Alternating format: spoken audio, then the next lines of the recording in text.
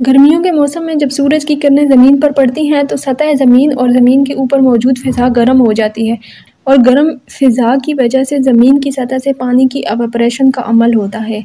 इसके बरक्स फ़िज़ा के ऊपर वाली लेयर ठंडी होती है। इस तरह फ़िज़ा में मौजूद गर्म और ठंडी हवा की तहें एक ग्रेडियंट बनाती हैं। सतह ज़मीन से गर्म फ़िज़ा ऊपर को उठती है और ऊपर जाकर ठंडी तह को रिप्लेस करती है और ठंडी हो जाती है और इसमें मौजूद पानी के बुखारात भी ठंडे होकर बर्फ बना देते हैं। ये अमल चलता रहता है। चूँकि बादल बारिश की सूरत में नहीं बरस सकते क्योंकि नीचे से हवा का अपड्राफ्ट बहुत ज़्यादा होता है। ये अमल चलता रहता है और इस तरह बादलों का साइज़ बढ़ता रहता है।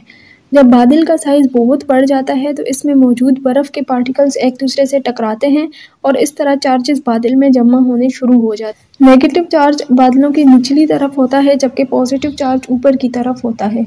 जैसा कि आप जानते हैं कि जब भी चीज़ों को रगड़ा जाता है तो सेपरेशन ऑफ चार्जेस हो जाता है। बादलों की निचली तरफ नेगेटिव चार्ज जमा होता है और ये नेगेटिव चार्ज सतह ज़मीन के ऊपर पॉजिटिव चार्ज को इकट्ठा करता है। इस तरह एक सेल बन जाता है जिसके दो टर्मिनल्स होते हैं। एक टर्मिनल पे पॉजिटिव चार्ज और दूसरे टर्मिनल पे नेगेटिव चार्ज होता है। अब ये दो चार्जेस इतनी आसानी से डिस्चार्ज नहीं हो सकते क्योंकि दरमियान में एयर होती है।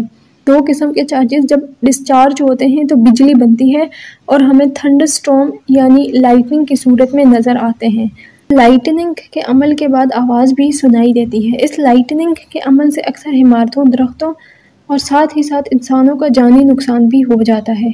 जानी नुकसान से बचने के लिए हमें खुली जगहों पे नहीं रहना चाहिए और दरख्तों के नीचे भी नहीं रहना चाहिए बल्कि अपने घरों में रहना चाहिए।